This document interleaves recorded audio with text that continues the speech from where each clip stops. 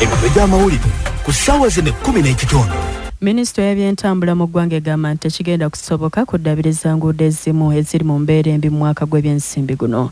Ssente tewali ziriwo za kusasula bakantalakita abazenga bakola enguudo ez'enjawulo. So ng'era minisitule y'amasannyalaze ekakasizza nti ekola butaweera okukendeeza ku bisale eby'amasannyalaze mu ggwanga lino. Waliwo omusajja atemera mu ky'obukulu 40 ow'omu disitulikiti y'e Kamuli gwe baasalako obusajja gye buvuddeko. Akomyewo nate okunoonya obuyambi bw'ensimbi asobole okuteebwako obusajja obujjingirire naye asobole okweyagalako. Gibadde mitwe badde nabikyusalo.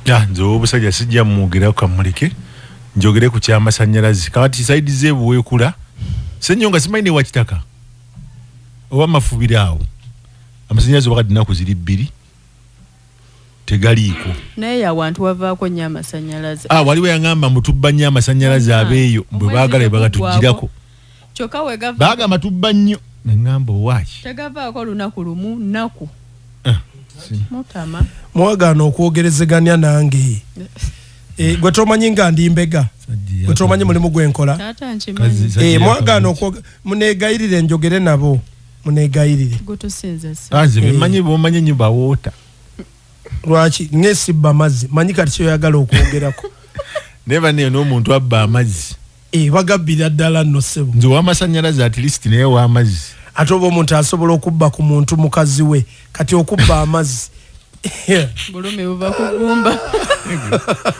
onoroki asana kwa na akiki oba lwaki temukula evening drive waki akiki temuleeta ne bakulanga omuntu wasobolera kubanga ekigambo ky'amazzi engeri gyakirese n'obwenzi tebikwatagana wadde nedda omuntu olaba asobola okwesiba ku munne ne yeebakira mukazi wa munne n'amuteekamu ne ssente oli victim ndi kunyumyamu bunyumya kozesa ekigambo ekituufu n'amugwira andaki wakiri andaki naye kiri kinene n'amugwira andaki kati kitegeeza bino eby'amazzi byangu amasannyalaze okubba emisolo.